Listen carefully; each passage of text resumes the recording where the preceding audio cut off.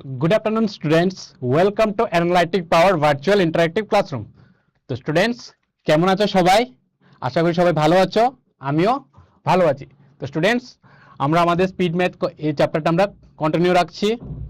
তো আমরা আমাদের পূর্বের ক্লাসে আমরা কি দেখেছিলাম সবাই বলো। আমরা দেখেছিলাম যে কি দুইটা সংখ্যাকে আমরা কিভাবে খুব ইজিলি আমরা গুণ করতে পারবো। তারপর কি দেখলাম, তারপর আমরা দেখলাম যে কিভাবে আমরা কোনো একটা সংখ্যার বর্গ আমরা খুব ইজিলি খুব তাড়াতাড়ি আমরা বের করতে পারবো, তা আমরা দেখেছি। তারপর কি দেখব, তারপর আজকে আমরা দেখব যে কিভাবে আমরা কোনো একটা সংখ্যার বর্গমূল বের করব। ঠিক আছে, তা আমরা আজকে দেখব। চলো ক্লাসটা শুরু করছি, সবাই মনোযোগ দিয়ে দেখবে। তাহলে স্টুডেন্টস তোমরা তোমাদের স্ক্রিনে এখন কি দেখতে পাচ্ছ বলো তো? তুমি দেখতে পাচ্ছ যে চারটা বস্তুর মাধ্যমে কি হয়েছে, এক্ষেত্রে চারটা বস্তুর মাধ্যমে একটা বর্গাকার গঠন হয়েছে, তুমি দেখতে পাচ্ছ। আমাকে বলো তো এক্ষেত্রে তুমি কয়টা সারি দেখতে পাচ্ছ? সারি বলতে যেগুলা কি রয়েছে অনুভূমিক রেখা বরাবর রয়েছে তাকে আমরা সারি বলছি। ঠিক আছে, যেগুলা এই অনুভূমিক রেখা বরাবর রয়েছে এগুলাকে আমরা সারি বলছি। ঠিক আছে, এবং যেগুলা এই উলম্ব রেখা বরাবর রয়েছে এগুলাকে আমরা স্তম্ভ বলছি। ঠিক আছে, তাহলে আমাকে বলো তো এক্ষেত্রে কয়টা তুমি সারি দেখতে পাচ্ছ? ভেরি গুড, তোমরা এক্ষেত্রে দুইটা সারি দেখতে পাচ্ছ। ঠিক আছে, এই হচ্ছে দুইটা সারি। ঠিক আছে, তারপর বলো তো এক্ষেত্রে তোমরা কয়টা স্তম্ভ দেখতে পাচ্ছ? ভেরি গুড, তোমরা এক্ষেত্রে বলছো যে তোমরা দুইটা স্তম্ভ তোমরা দেখতে পাচ্ছ। কি দেখতে পাচ্ছি এক্ষেত্রে? আমরা দেখতে পাচ্ছি যে সারির সংখ্যা এবং স্তম্ভের সংখ্যা দুটোটা সমান, তাই তো? তারপর আমরা কয়টা বস্তু দেখতে পাচ্ছি? এক্ষেত্রে আমরা চারটা বস্তু আমরা দেখতে পাচ্ছি। ঠিক আছে, একটা দুইটা তিনটা চারটা আমরা বস্তু দেখতে পাচ্ছি। এটা আমরা কি করে বের করতে পারবো? আবার 2 into 2 করে দিয়ে। ঠিক আছে, এক্ষেত্রে আমরা কি করে দেব? 2 into 2 করে দিলাম, মানে সারি সংখ্যা এবং স্তম্ভ সংখ্যা যদি আমরা গুণ করে দেই তাহলে গুণফলটা কি হয়ে যাবে? গুণফলটার মাধ্যমে আমরা এই বস্তুর সংখ্যাটা আমরা বের করতে পারবো। ঠিক আছে, তাহলে কি বলতে পারছি এক্ষেত্রে আমরা বলতে পারছি যে 4 একটা বর্গ সংখ্যা, কারণ এই বস্তুগুলা দিয়ে এই চারটা বস্তু দিয়ে আমরা কি করতে পারছি? একটা বর্গাকার গঠন আমরা করতে পারছি, একটা বর্গাকার আকৃতি আমরা বানাতে পারছি। তাই আমরা বলছি যে 4 এক্ষেত্রে একটা বর্গ সংখ্যা। এখন লক্ষ্য করো আমি কি করলাম, আরো দুইটা বস্তু নিয়ে নিলাম। তারপর দুইটা বস্তু নেওয়ার পরে এক্ষেত্রে আমরা কিরকম আকৃতি গঠন করতে পারছি? সবাই বলো। ভেরি গুড, তোমরা বলছো যে এক্ষেত্রে আমরা আয়তক্ষেত্র বা আয়তকার আকৃতি আমরা গঠন করতে পারছি, তাই তো? এখন আমাকে বলো তো এক্ষেত্রে সারি সংখ্যা স্তম্ভ সংখ্যা কত? ভেরি গুড, তোমরা দেখতে পাচ্ছ যে এই ক্ষেত্রে সারি সংখ্যা হচ্ছে 2 এবং স্তম্ভের সংখ্যা কত? 3। ঠিক আছে, তাহলে আমরা দেখতে পাচ্ছি যে এই ক্ষেত্রে সারির সংখ্যা এবং স্তম্ভের সংখ্যা দুটোটা আলাদা বা ভিন্ন। ঠিক আছে, একরকম নয়। তাহলে এই ক্ষেত্রে বস্তুর সংখ্যা আমরা কি করে বের করব? ভেরি গুড, এই ক্ষেত্রে আমরা বস্তুর সংখ্যা এবং সারির সংখ্যা গুণ করে আমরা বের করে ফেলবো। ঠিক আছে, এই ক্ষেত্রে আমরা সারির সংখ্যা এবং স্তম্ভের সংখ্যা দুইটা গুণ করে আমরা কি বের করব? বস্তুর সংখ্যা বের করব। এই ক্ষেত্রে সারির সংখ্যা হচ্ছে স্তম্ভের সংখ্যা হচ্ছে 3 এবং সারির সংখ্যা হচ্ছে 2। দুইটা গুণ করার পর কত পাচ্ছি? 6 পাচ্ছি, যা হচ্ছে বস্তুর সংখ্যা। ঠিক আছে, এক্ষেত্রে 6 হলো একটা আয়তকার সংখ্যা, কারণ এই বস্তুগুলোর মাধ্যমে আমরা কি গঠন করতে পারছি? একটা আয়তকার আকৃতি আমরা গঠন করতে পারছি। এখন আমি কি করে নিলাম? আরো 3টা বস্তু আমরা নিয়ে নিলাম। ঠিক আছে, এখন এই বস্তুগুলোর মাধ্যমে আমরা কি রকম আকৃতি গঠন করতে পারছি? সবাই বলো। ভেরি গুড, তোমরা বলছো যে এই ক্ষেত্রে আমরা একটা বর্গাকার আকৃতি গঠন করতে পারছি। তাহলে এই ক্ষেত্রে কি হয়ে যাবে? এই ক্ষেত্রে সারির সংখ্যা এবং স্তম্ভের সংখ্যা দুটোটা সমান হয়ে যাবে। তাহলে এই ক্ষেত্রে বলো তো আমাকে বস্তুর সংখ্যা কত হবে? ভেরি গুড, তোমরা বলছো যে এই ক্ষেত্রে বস্তুর সংখ্যা হবে 3 into 3 মানে 9 হয়ে যাবে। ঠিক আছে, তাহলে এই ক্ষেত্রে আমরা কি বলতে পারবো? 9 হলো একটা বর্গ সংখ্যা। তাহলে 9 এর বর্গমূল কি হয়ে যাবে? 9 এর বর্গমূল হবে 3। এখন তোমাদের মনে প্রশ্ন যে বর্গমূল জিনিসটা কি? ঠিক আছে, আমি বলছি, সবাই মনোযোগ দিয়ে শুনো, যে যদি আমরা কোনো একটা সংখ্যাকে যদি আমরা দুইটা একই সংখ্যার গুণফল আকারে লিখতে পারি, যদি আমরা কোনো একটা সংখ্যাকে যদি দুইটা একই সংখ্যার গুণফল আকারে লিখি, তাহলে ওই একটা সংখ্যা হয়ে যাবে ওই সংখ্যার বর্গমূল। ঠিক আছে, তাহলে এটা আমরা ভালো করে পরে দেখব। তাহলে এই ক্ষেত্রে আমরা দেখতে পাচ্ছি যে 9 এর বর্গমূল হলো 3, কারণ 3 এর বর্গ হচ্ছে 9, 3 এর বর্গ নেওয়ার পর আমরা কি পাচ্ছি, 9 পাচ্ছি, এবং 9 কে আমরা কি লিখতে পারি, 3 × 3। আমি কি বললাম, যে কোনো একটা পূর্ণবর্গ সংখ্যাকে আমরা কি করতে পারি, দুইটা একই সংখ্যার গুণফল আকারে লিখতে পারি, এবং এই একটা সংখ্যা কি হয়ে যাবে, ওই পূর্ণবর্গ সংখ্যার বর্গমূল। ঠিক আছে, এক্ষেত্রে 9 এর বর্গ হচ্ছে কত, 3। এখন আমি কি করে নিলাম, আরো 4টা বস্তু যুক্ত করে নিলাম। ঠিক আছে, আমি আরো 4টা বস্তু যুক্ত করে নিলাম। এই ক্ষেত্রে দেখতে পাচ্ছ আমরা বস্তুর সংখ্যা কত হয়ে যাবে, এই ক্ষেত্রে বস্তুর সংখ্যা হয়ে গেল 16, মানে 4 × 4 করার পর 16 হয়ে গেল। তাহলে কি বলতে পারছি এক্ষেত্রে, ভেরি গুড, তোমরা বলছো যে এক্ষেত্রে 16 হলো একটা বর্গ সংখ্যা। তাহলে 16 এর বর্গমূল কত হবে, ভেরি গুড, তোমরা বলছো যে এই ক্ষেত্রে আমরা 16 কে আমরা কি লিখতে পারি, 16 কে আমরা 4 স্কয়ারের মাধ্যমে আমরা লিখতে পারি, যা 4 × 4 হয়ে যাবে। ঠিক আছে, তাহলে 16 এর বর্গমূল কত হয়ে যাবে, 4 হয়ে যাবে। ঠিক আছে, তাহলে 16 এর বর্গমূল হয়ে গেল 4। তাহলে এখন আমি কি করে নিলাম, আরো 5টা বস্তু আমি যুক্ত করে নিলাম। ঠিক আছে, এক্ষেত্রে আমরা কি দেখতে পাচ্ছি, এক্ষেত্রে আমরা দেখতে পাচ্ছি যে আমরা বস্তু সংখ্যা কত পেলাম, এক্ষেত্রে আমরা বস্তু সংখ্যা পেয়ে গেলাম 25। ঠিক আছে, আমি কি করে নিলাম, এই ক্ষেত্রে আমি আরো কিছু বস্তু যুক্ত করে নিলাম। ঠিক আছে, এই যুক্ত করার পর আমি দেখতে পাচ্ছি যে এই ক্ষেত্রে যে আকৃতিটা গঠন হলো, এই আকৃতিটা কি, একটা বর্গাকার আকৃতি, যার মধ্যে কয়টা বস্তু রয়েছে, 25টা বস্তু রয়েছে, যা আমরা কি করে বের করব, সারি সংখ্যা এবং স্তম্ভের সংখ্যা দুইটা গুণ করার পর আমরা ইজিলি এটাকে বের করে নেব। ঠিক আছে, তাহলে কত হয়ে গেল, 25 হয়ে গেল, যা হচ্ছে 25 কি হয়ে যাবে, এই 25 হবে একটা বর্গ সংখ্যা। ঠিক আছে, তাহলে 25 এর বর্গমূল কত হবে, ভেরি গুড, তোমরা বলছো যে 25 কে আমরা 5 × 5 লিখতে পারি বা 5 স্কয়ার লিখতে পারি। তাহলে এই 25 এর বর্গমূল কত হয়ে যাবে, 5 হয়ে যাবে। ঠিক আছে, তাহলে 25 এর বর্গমূল হয়ে যাবে 5। এখন আমি কি করলাম, আমি আরেকটা সারি এবং আরেকটা স্তম্ভ আমি যুক্ত করে নিলাম। ঠিক আছে, আমি এই ক্ষেত্রে আবার কি করলাম, আরেকটা সারি আরেকটা স্তম্ভ আমি যুক্ত করে নিলাম। তাহলে এই ক্ষেত্রে আমরা কি দেখতে পাচ্ছি বলতো, এই ক্ষেত্রে আমরা দেখতে পাচ্ছি যে সারি সংখ্যা এবং স্তম্ভের সংখ্যা একই। ঠিক আছে, তাহলে কি কিরকম আকৃতি গঠন হবে এই ক্ষেত্রে, ভেরি গুড, এই ক্ষেত্রে বর্গাকার আকৃতি গঠন হবে, কারণ এই ক্ষেত্রে দেখতে পাচ্ছি যে সারি সংখ্যা এবং স্তম্ভের সংখ্যা একই রকম। ঠিক আছে, তাহলে তাহলে মোট বস্তু সংখ্যা কত হয়ে যাবে, মোট বস্তু সংখ্যা হয়ে যাবে 6 × 6, মানে 36 হয়ে যাবে। তাহলে কি বলতে পারবো আমরা, 36 হবে একটা কি সংখ্যা, বর্গ সংখ্যা। ঠিক আছে, তাহলে 36 এর বর্গমূল কত হয়ে যাবে, 36 এর বর্গমূল 6 হয়ে যাবে। তাহলে স্কয়ার রুট অফ 36 কত হয়ে যাবে, 6 হয়ে যাবে। ঠিক আছে, তো স্টুডেন্টস, তোমাদের জন্য এখন প্রশ্নের সময়।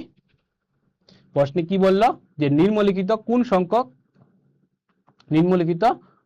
কোন সংখ্যক শিক্ষার্থীকে সমান সংখ্যক সারি এবং সমান সংখ্যক স্তম্ভে সাজানো যেতে পারে। ঠিক আছে, 4টা অপশন দিয়েছে, অপশন এ হলো 64, অপশন বি হচ্ছে 50, অপশন সি হচ্ছে 54, অপশন ডি হচ্ছে 60। ঠিক আছে, প্রশ্নে বলেছে যে নিম্নলিখিত কোন সংখ্যক শিক্ষার্থীকে সমান সংখ্যক সারি এবং সমান সংখ্যক স্তম্ভে সাজানো যেতে পারে।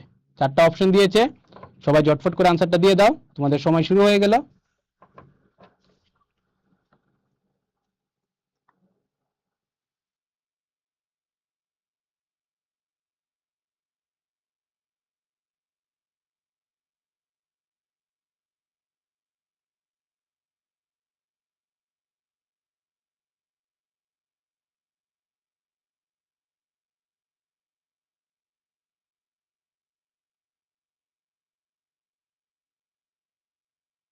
সময় শেষ স্টুডেন্টস। আমাদের সঠিক উত্তরটা হবে অপশন এ। কারণ আমরা 64 কে কিভাবে লিখতে পারছি, আমরা এই 64 কে আমরা 8 ইন্টু 8 এর মাধ্যমে আমরা লিখতে পারছি, মানে 8 এর স্কোয়ার হিসেবে আমরা লিখতে পারছি। তাহলে এই ক্ষেত্রে আমরা কি দেখতে পাচ্ছি, এই ক্ষেত্রে আমরা দেখতে পাচ্ছি যে সারির সংখ্যা এবং স্তম্ভের সংখ্যা দুটোটা সমান, যা হলো 8। ঠিক আছে, তাহলে আমরা দেখতে পাচ্ছি 64 কে আমরা 8 ইন্টু 8 হিসেবে আমরা লিখতে পারছি, দুইটা একই সংখ্যার গুণফল হিসেবে আমরা প্রকাশ করতে পারছি। কিন্তু বাকি অপশনগুলোর দিকে যদি আমরা লক্ষ্য করি, আমরা দেখতে পাচ্ছি যে 50 কে আমরা এরকম কোনো সংখ্যার গুণফল আকারে প্রকাশ করতে পারছি না। ঠিক আছে, দুইটা একই সংখ্যার গুণফল আকারে আমরা প্রকাশ করতে পারবো না, এবং 54 কেও পারবো না, এবং 60 কেও আমরা পারছি না। তাহলে আমরা কোন ক্ষেত্রে অপশনটা দেখতে পাচ্ছি, তাহলে আমরা দেখতে পাচ্ছি যে একমাত্র একটা অপশনই রয়েছে 64, যার মধ্যে কি করতে পারছি, 64 কে দুইটা একই সংখ্যার গুণফল আকারে প্রকাশ করতে পারছি। ঠিক আছে, তাহলে আমাদের সঠিক উত্তরটা হবে কি অপশন এ। চলো নেক্সট কি আছে দেখে নেই। এখন কি দেখতে পাচ্ছি আমরা, আমরা দেখতে পাচ্ছি একটা সারণী আমরা দেখতে পাচ্ছি, যার মধ্যে আমরা কি দেখতে পাচ্ছি, সংখ্যা দেখতে পাচ্ছি এবং বর্গ সংখ্যা দেখতে পাচ্ছি। ঠিক আছে, এই সংখ্যার মধ্যে আমরা কি দেখতে পাচ্ছি, সংখ্যাগুলোর মধ্যে আমরা দেখতে পাচ্ছি 1 থেকে 10 পর্যন্ত। ঠিক আছে, বা আমরা স্বাভাবিক সংখ্যা দেখতে পাচ্ছি 1 থেকে 10 পর্যন্ত।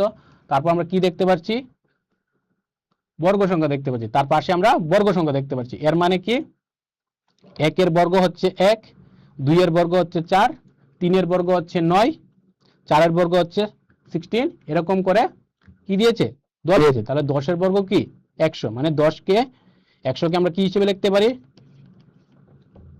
10 এর বর্গ মানে 10 স্কোয়ার। 8 কে আমরা কিভাবে লিখতে পারি, 8 স্কোয়ার, এরকম বলে বাকিগুলা। ঠিক আছে, 3 কে 9 কে আমরা কি করে লিখতে পারি, 3 স্কোয়ার হিসেবে লিখতে পারি। ঠিক আছে, এখন কি বলছে দেখে নেই। এখন বলছে যে এই টেবিলটাকে ব্যবহার করে নিম্নলিখিত সংখ্যার বর্গমূল নির্ণয় করো। চলো দেখে নেই সংখ্যাগুলা কি কি। এখানে আমরা কি দিয়েছে, সংখ্যাগুলা 64 দিয়েছে, তারপর 36 দিয়েছে, তারপর 324 দিয়েছে, তারপর 784 দিয়েছে। ঠিক আছে, তো এর বর্গমূল আমরা কি করে বের করব, আমাকে বলেছে যে প্রশ্নে এই টেবিলটাকে ব্যবহার করতে। চলো আমরা কি দেখতে পাচ্ছি, 64 কোথায় দেখতে পাচ্ছি, সবাই দেখো, লক্ষ্য করো টেবিলটার মধ্যে এই বর্গ সংখ্যার মধ্যে আমরা 64 দেখতে পাচ্ছি। ঠিক আছে, তাহলে এখন দেখো তো এই 64 এর পাশে কে রয়েছে, তোমরা দেখতে পাচ্ছ যে 64 এর পাশে 8 রয়েছে। তো 64 কে আমরা কি হিসেবে লিখতে পারছি, 8 ইন্টু 8 বা 8 স্কোয়ার হিসেবে আমরা লিখতে পারছি। তাহলে 64 এর বর্গমূল কত হয়ে যাবে, সবাই বলো, 64 এর বর্গমূল 8 হয়ে যাবে। ঠিক আছে, তাহলে 64 এর বর্গমূল কত হয়ে যাবে,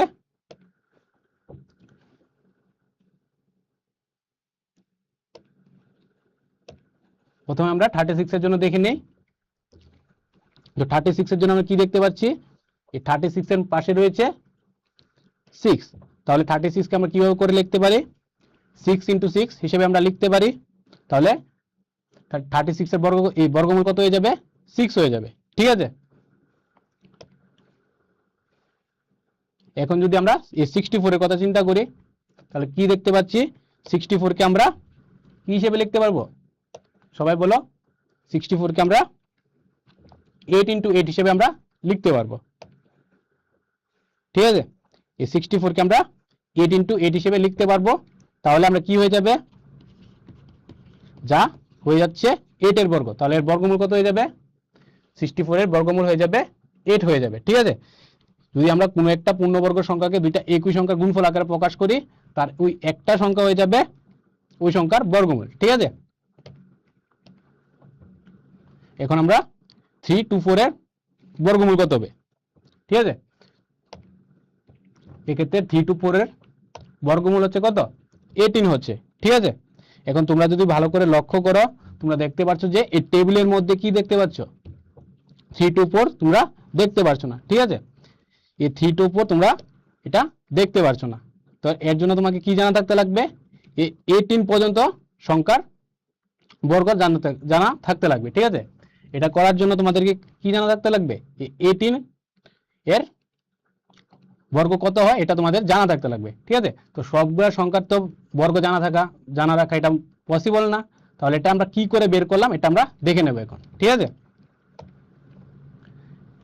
এখন আমরা দেখব যে 784 এর বর্গমূল কত হবে এটা আমরা দেখে নেব, ঠিক আছে। তার আগে তোমাদের জন্য আরেকটা প্রশ্নের সময়। এখন প্রশ্নে কি বলছে যে নিম্নলিখিত কোন সংখ্যাটি একটি পূর্ণবর্গ সংখ্যা নয়, ঠিক আছে। নিম্নলিখিত কোন সংখ্যাটি একটি পূর্ণবর্গ সংখ্যা নয়, চারটা অপশন দিয়েছে। অপশন এ হচ্ছে 36, অপশন বি হচ্ছে 50, অপশন সি হচ্ছে 64, অপশন ডি হচ্ছে 100, ঠিক আছে।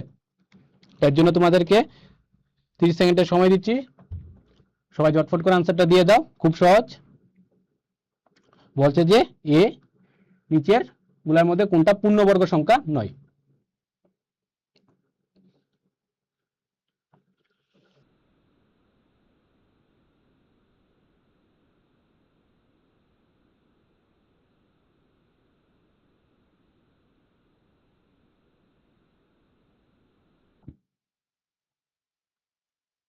সময় শেষ স্টুডেন্টস। আমাদের সঠিক উত্তরটা হবে অপশন বি, কারণ আমরা অপশনগুলো এখন দেখে নিই ভালো করে। অপশন এতে কি দিয়েছে, 36 দিয়েছে, যাকে আমরা কি করে লিখতে পারি, 6 × 6 হিসেবে লিখতে পারি বা 6 এর বর্গ হিসেবে আমরা লিখতে পারি, ঠিক আছে। এখন যদি আমরা অপশন সি এর কথা চিন্তা করি তাহলে কি দিয়েছে, 84 দিয়েছে, যাকে আমরা কি করে লিখতে পারি, 8 × 8 হিসেবে আমরা লিখতে পারি, যা কি হয়ে যাবে 8 এর বর্গ হয়ে যাবে। তারপর অপশন কি দিয়েছে, 100 দিয়েছে, যাকে আমরা 10 × 10 হিসেবে লিখতে পারি, যা হয়ে যাবে 10 এর বর্গ হয়ে যাবে। কিন্তু এই 50 এর মধ্যে যদি তোমরা লক্ষ্য করো তাহলে তোমরা 50কে তোমরা কোনোভাবে এরকম দুইটা একই সংখ্যার গুণফল আকারে প্রকাশ করতে পারবে না, ঠিক আছে। তাই আমরা কি বলতে পারছি যে 50 এক্ষেত্রে একটা পূর্ণবর্গ সংখ্যা নয়, কারণ এটাকে আমরা দুইটা একই সংখ্যার গুণফল আকারে আমরা প্রকাশ করতে পারছি না, ঠিক আছে। তাহলে আমাদের সঠিক উত্তরটা কি হয়ে যাবে, অপশন বি। আমি বলেছিলাম যে এখন এই 784 এর বর্গমূল আমরা কি করে বের করলাম, ঠিক আছে। এর জন্য আমরা একটা পদ্ধতি ব্যবহার করেছি, যা হচ্ছে মৌলিক উৎপাদক পদ্ধতি, ঠিক আছে। তোমরা সবাই জানো মৌলিক উৎপাদক কি করে করতে লাগে। তার জন্য কি করতে লাগবে, আমাদেরকে প্রথমে মৌলিক সংখ্যাগুলো দিয়ে আমাদেরকে ওই সংখ্যাটাকে ভাগ করতে লাগবে। এখন আমাকে বলো তো মৌলিক সংখ্যা কাকে বলবো, মৌলিক সংখ্যা কাকে বলবো। আমরা সবাই জানি যে সংখ্যা কি থাকে, শুধুমাত্র দুইটা উৎপাদক থাকে, তাকে আমরা মৌলিক সংখ্যা বলি।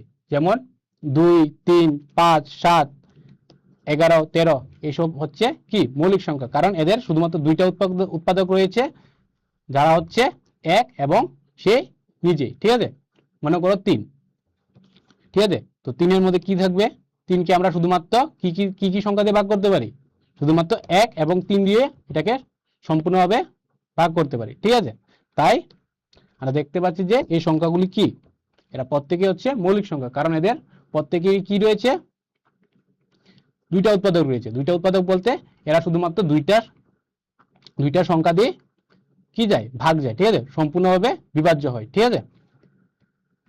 তাহলে এই ক্ষেত্রে আমরা লক্ষ্য করতে পারছি যে প্রথমে আমরা 784কে কি করলাম, 2 দিয়ে ভাগ করলাম, ঠিক আছে। সবচেয়ে ছোট মৌলিক সংখ্যাটা দিয়ে ভাগ করছি, কারণ এটা 2 দিয়ে কি হচ্ছে, বিভাজ্য হচ্ছে। তাহলে এই ক্ষেত্রে ভাগ করার পর আমরা কি পেলাম, ভাগফল হিসেবে, এক্ষেত্রে ভাগফল হিসেবে আমরা পেলাম 392, ঠিক আছে। তারপর এটাকে আমরা কি করলাম, আবার 2 দিয়ে ভাগ করলাম, কারণ এই সংখ্যাটা 2 দিয়ে ভাগ যাবে, কারণ এর এককের ঘর অঙ্কটা কি রয়েছে, 2 রয়েছে। আমরা সবাই জানি বিভাজ্যতার নিয়ম, 2 এর বিভাজ্যতার নিয়মটা কি, সবাই বলো। যদি কি হয়, এর কোনো সংখ্যা যদি এককের ঘরের অঙ্কটা যদি কি হবে, যুগ্ম হয় বা জোড় হয়, তাহলে ওই সম্পূর্ণ সংখ্যাটা কি হবে, সম্পূর্ণ সংখ্যাটা 2 দিয়ে ভাগ যাবে, ঠিক আছে। তাহলে এই ক্ষেত্রে দেখতে পাচ্ছি এই সংখ্যাটা 2 দিয়ে ভাগ যাবে, যার ভাগফল হয়ে যাবে 196। আমি আবার কি করলাম, এটাকে আবার 2 দিয়ে ভাগ করলাম, কারণ এর এককের ঘর অঙ্কটা কি 6, যা একটা যুগ্ম সংখ্যা। তো ভাগ করার পর কত পেলাম, 98 পেলাম। আমি আবারও দেখতে পাচ্ছি এটা 2 দিয়ে ভাগ যাবে, কারণ এর এককের ঘর অঙ্কটা কি একটা যুগ্ম সংখ্যা। তারপর ভাগ করার পর কত পেলাম, ভাগফল হিসেবে 49 পাবো। এই 49কে আমরা কি করব, 2 দিয়ে ভাগ করে দেখব যায় কিনা। এটা আমরা দেখতে পাচ্ছি যে এটা 2 দিয়ে ভাগ যাবে না, কারণ এর এককের ঘর অঙ্কটা কি যুগ্ম নয়। এর এককের ঘর অঙ্কটা হচ্ছে 9, যা হচ্ছে একটা অযুগ্ম সংখ্যা, তাই এই 49 2 দিয়ে ভাগ যাবে না। তারপর আমরা কোন মৌলিক সংখ্যাটা নেব, 3 দিয়ে দেখব। আমরা দেখতে পাচ্ছি যে এটা 3 দিয়ে ভাগ যাবে না, কারণ 49 এর মধ্যে অঙ্কগুলা কি রয়েছে, 4 এবং 9 রয়েছে, 4 এবং 9 রয়েছে। এটাকে যোগ করলে কত আসবে সবাই বলো? 4 এবং 9 কে যোগ করলে 13 আসে, যা 3 দিয়ে ভাগ যায় না। আমরা সবাই জানি যে 3 এর বিভাজ্যতার নিয়মটা, সেটা হচ্ছে কি 3 দিয়ে বিভাজ্যতা হওয়ার জন্য আমাকে প্রথমে দেখতে লাগবে যে এই অঙ্কগুলার সমষ্টি 3 দিয়ে ভাগ যায় কিনা। যদি যায় তাহলে ওই সংখ্যাটা 3 দিয়ে ভাগ যাবে। এই ক্ষেত্রে আমরা দেখতে পাচ্ছি যে এই সমষ্টিটা 3 দিয়ে ভাগ যায় না, তাহলে 49 কি হবে না, 3 দিয়ে ভাগ যাবে না। তারপর আমরা কি দেখব, 5 দিয়ে দেখব। ঠিক আছে, তো এই ক্ষেত্রে আমরা দেখতে পাচ্ছি যে এটা 5 দিয়ে যাবে না, কারণ এর এককের ঘর অঙ্কটা কি, এককের অঙ্কটা 0 অথবা 5 নয়। ঠিক আছে, তাই এটা যাবে না। তারপর দেখতে পাচ্ছি যে এটা 7 দিয়ে যাচ্ছে। ঠিক আছে, তো আমরা 7 এর নামতা যদি বলে নিই তাহলে কি দেখতে পাচ্ছি, এই ক্ষেত্রে 7 7 কত হয়ে যাবে, 49 হয়ে যাবে। তারপর দেখতে পাচ্ছি এটা 7 দিয়ে হয়ে গেল, তো ভাগফল হিসেবে কত পাবো, 7 পাবো। তারপর 7 কে 7 দিয়ে ভাগ করলে কত হয়ে যাবে, 1 হয়ে যাবে। ঠিক আছে, এইভাবে আমরা কি করলাম, এটাকে মৌলিক উৎপাদকে বিশ্লেষণ করলাম। ঠিক আছে, তারপর আমরা কি করব, 784 কে আমরা এই মৌলিক উৎপাদকের গুণফল আকারে প্রকাশ করব। এই ক্ষেত্রে আমরা প্রকাশ করলাম, এই ক্ষেত্রে আমরা এখান থেকে এখান অবধি এটাকে গুণফল আকারে লিখে নেব। আমরা কি করলাম, সবগুলাকে গুণফল আকারে লিখে নিলাম। এই ক্ষেত্রে তোমরা দেখতে পাচ্ছ, এই ক্ষেত্রে আমরা গুণফল আকারে লিখে নিলাম সবগুলাকে। তারপর কি করে নিলাম, আমরা এটাকে এটা গ্রুপ বানিয়ে নিলাম। এই ক্ষেত্রে আমরা দেখতে পাচ্ছি যে এটাকে দুইটা করে আমরা গ্রুপ বানাতে পারছি। ঠিক আছে, এইভাবে আমরা এটা গ্রুপ বানিয়ে নিলাম। তো প্রথম বন্ধনীটা যদি আমরাকে সরল করি, ঠিক আছে, প্রথম বন্ধনীটা যদি আমরা সিম্পলিফাই করি তাহলে কত হয়ে যাবে, 2 × 2 কত হয়ে যাবে, 2 × 2 4 হয়ে যাবে। তারপর 4 × 7 কত হয়ে যাবে, 4 × 7 28 হয়ে যাবে। তারপর এখানে 28 লিখে দিলাম। তারপর দ্বিতীয় বন্ধনীটা কত হয়ে যাবে, সিম্পলিফাই করলে 28 হবে, কারণ দুটোটা বন্ধনীর মধ্যে সংখ্যাগুলো কি একই, মানে সমান। তাহলে আমরা কি করে নিলাম, 784 কে দুইটা একই সংখ্যার গুণফল আকারে প্রকাশ করে নিলাম। তাহলে আমরা কি বলতে পারবো, এই ক্ষেত্রে আমরা বলতে পারবো যে 784 এর বর্গমূল কত হয়ে যাবে, 28 হয়ে যাবে। ঠিক আছে, তাহলে আমরা কি দেখতে পাচ্ছি যে স্কয়ার রুট অফ 384 হয়ে যাচ্ছে 28। এইভাবে আমরা মৌলিক উৎপাদকের মাধ্যমে এটাকে আমরা সিম্পলিফাই করতে পারি। ঠিক আছে, এই প্রসেসটা অনেক সময় লেগেছে। তাহলে এখন আমরা কি করব, আরেকটা পদ্ধতি দেখব, যার নাম হচ্ছে দীর্ঘ ভাগ পদ্ধতি। ঠিক আছে, লং ডিভিশন মেথডের মাধ্যমে এটাকে সিম্পলিফাই করার চেষ্টা করব। ঠিক আছে, এই ক্ষেত্রে আমাকে এই সংখ্যাটা বর্গমূল কত হবে আমরা বের করলাম। ঠিক আছে, এই ক্ষেত্রে সংখ্যাটা হচ্ছে 68 ঠিক আছে, 6889। ঠিক আছে, তো এটা আমরা কিভাবে বের করলাম চলো দেখে নিই। এই পদ্ধতিটার নাম হচ্ছে লং ডিভিশন মেথড, মানে দীর্ঘ ভাগ পদ্ধতি। আগেরটা ছিল মৌলিক উৎপাদক বিশ্লেষণের মাধ্যমে। ঠিক আছে, তো এই ক্ষেত্রে আমরা কি করব, প্রথমে আমরা ডান পাশ থেকে বাম পাশে গিয়ে গ্রুপিং করব। ঠিক আছে, দল করব। ঠিক আছে, দুইটা সংখ্যা নিয়ে বা অঙ্ক নিয়ে আমরা গ্রুপ বানাবো। ঠিক আছে, আমরা গ্রুপ বানিয়ে নিলাম। তারপর কি করব, আমরা 8 নিলাম। 8 নিলাম কেন, আমরা দেখতে পাচ্ছি যে এই ক্ষেত্রে 8 × 8 করার পর কত আসে, 8 × 8 করার পর আমরা 8 × 8 করার পর কত হয়ে যাবে, 64 হয়ে যাবে। ঠিক আছে, কিন্তু 9 × 9 করার পর কত আসে, 9 × 9 করার পর 81 হয়ে যাবে। ঠিক আছে, তো এই ক্ষেত্রে দেখতে পাচ্ছি যে 68 কার কাছাকাছি হবে, 68 আমরা দেখতে পাচ্ছি যে 64 এর কাছাকাছি। ঠিক আছে, তো আমাদের কোন সংখ্যাটা নেব, আমরা 64 কে নেব, কারণ আমাকে ওই সংখ্যাটা নিতে লাগবে যা 68 এর সমান বা এর থেকে জাস্ট ছোট। ঠিক আছে, তো আমরা 8 নিয়ে নিলাম। তারপর আমরা কি দেখতে পাচ্ছি, এক্ষেত্রে 64 লিখে নিলাম। তারপর আমরা কি করব, এটাকে মাইনাস করে দেব। 68 থেকে আমরা এই 64 কে বাদ দিয়ে দেব। তারপর কত পেলাম, 4 পেয়ে গেলাম। ঠিক আছে, এখন আমরা কি করব, দ্বিতীয় দলটাকে আমরা নিচে নামিয়ে নেব। ঠিক আছে, এই দ্বিতীয় দলটাকে আমরা নিচে নামিয়ে নেব, যার ফলে কত হয়ে যাবে, 489 হয়ে যাবে। এখন আমাকে লক্ষ্য করতে লাগবে আমরা কত লিখলাম, প্রথমে 8 লিখলাম। ঠিক আছে, এই 8টাকে আমরা এক্ষেত্রে নিচে নামিয়ে নেব, তারপর এই দুইটাকে আমরা প্লাস করে লিখব। ঠিক আছে, তো 8 + 8 করার পর কত হয়ে গেল, ভেরি গুড, তোমরা দেখতে পাচ্ছ যে এক্ষেত্রে 16 হয়ে গেল, তাই তো। এখন আমরা কি করব, এখন আমরা আরেকটা সংখ্যা নেব। ঠিক আছে, এখন আমরা কি করলাম, 163 × 3 করে দেখব। ঠিক আছে, এই দুইটা ইন্টু করে দেখব। ইন্টু করার পর আমরা দেখতে পাচ্ছি যে এক্ষেত্রে কত হয়ে গেল, 489 হয়ে গেল।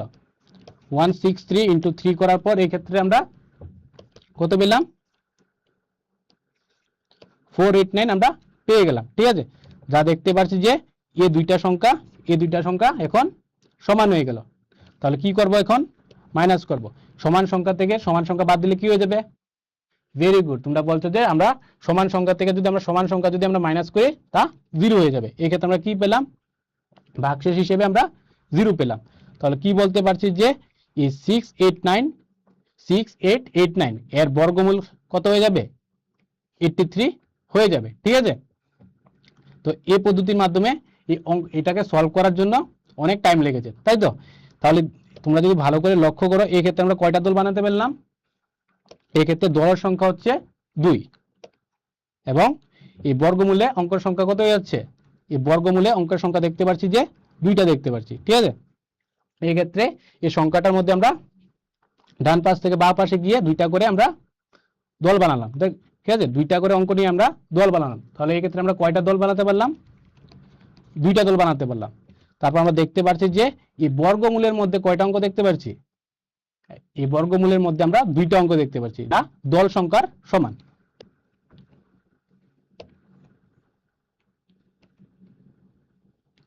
এখন এটার মধ্যে যদি আমরা লক্ষ্য করি, আমরা একই পদ্ধতির মাধ্যমে এই সংখ্যাটাকে আমরা এটাকে সিম্পলিফাই করলাম, এর বর্গমূল বের করলাম, যা পেলাম 189। ঠিক আছে, এই ক্ষেত্রে আমরা কয়টা দল বানাতে পারলাম, ডান পাশ থেকে বাম পাশে গিয়ে, ভেরি গুড, আমরা দেখতে পাচ্ছি যে এই ক্ষেত্রে আমরা 3টা দল বানাতে পারলাম। এই ক্ষেত্রে দলের সংখ্যা কত হয়ে গেল, ভেরি গুড, এই ক্ষেত্রে দলের সংখ্যা হয়ে গেল 3। তারপর কি দেখতে পাচ্ছ, এই বর্গমূলের মধ্যে অঙ্ক সংখ্যা কত দেখতে পাচ্ছ,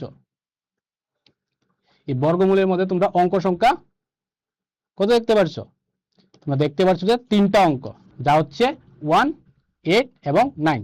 তাহলে অঙ্ক সংখ্যা দেখতে পাচ্ছি 3, যা দলের সংখ্যার সাথে সমান হয়ে গেল।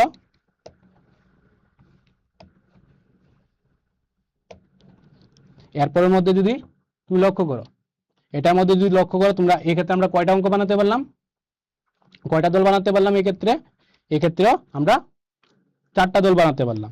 ঠিক আছে, তারপর আমরা এই বর্গমূলের মধ্যে, এটা হচ্ছে বর্গমূল, এই সংখ্যার বর্গমূল হচ্ছে এটা, এর মধ্যে আমরা অঙ্ক সংখ্যা কয়টা দেখতে পাচ্ছি, এর মধ্যে আমরা অঙ্ক সংখ্যা 4টা দেখতে পাচ্ছি।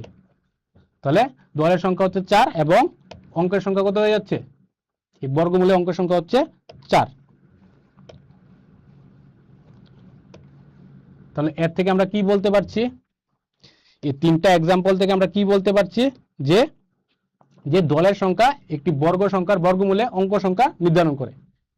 তাহলে আমরা কি বলতে পারছি, যে এই দলের সংখ্যা কি করছে, একটা বর্গ সংখ্যার বর্গমূলে অঙ্ক সংখ্যা নির্ধারণ করছে। তাহলে আমরা যদি এই এক্সাম্পলটার মধ্যে দেখি, আমরা কি দেখতে পাচ্ছি, সংখ্যাটা হচ্ছে কি 8042896। এর মধ্যে আমরা কয়টা গ্রুপ বানাতে পারলাম, ডান পাশ থেকে বাম পাশে 2টা করে অঙ্ক নিয়ে, ভেরি গুড, তোমরা দেখতে পাচ্ছ যে এই ক্ষেত্রে আমরা 4টা গ্রুপ বানাতে পারলাম, তাই তো। এক্ষেত্রে আমরা 4টা গ্রুপ বানাতে পারলাম। তারপর আমরা কি করলাম, এই সংখ্যাটার আমরা বর্গমূল আমরা বের করলাম, যা হচ্ছে 2836, যার মধ্যে আমরা কয়টা অঙ্ক দেখতে পাচ্ছি, যার মধ্যে আমরা 4টা অঙ্ক আমরা দেখতে পাচ্ছি, তাই তো। তাহলে কি বলতে পারছি, এই দলের সংখ্যা কি করছে, এই দলের সংখ্যা একটি বর্গ সংখ্যার বর্গমূলে অঙ্ক সংখ্যা নির্ধারণ করে। ঠিক আছে, তো স্টুডেন্টস, তোমাদের জন্য আরেকটা প্রশ্নের সময়। এখন প্রশ্নে কি বলছে যে 5625 এর বর্গমূল নির্ণয় করো, 5625 এর বর্গমূল নির্ণয় করো। চলো এর জন্য তোমাদেরকে আমি 30 সেকেন্ডের সময় দিচ্ছি, সবাই ঝটফট করে আনসারটা দিয়ে দাও। 5625 এর বর্গমূল নির্ণয় করো।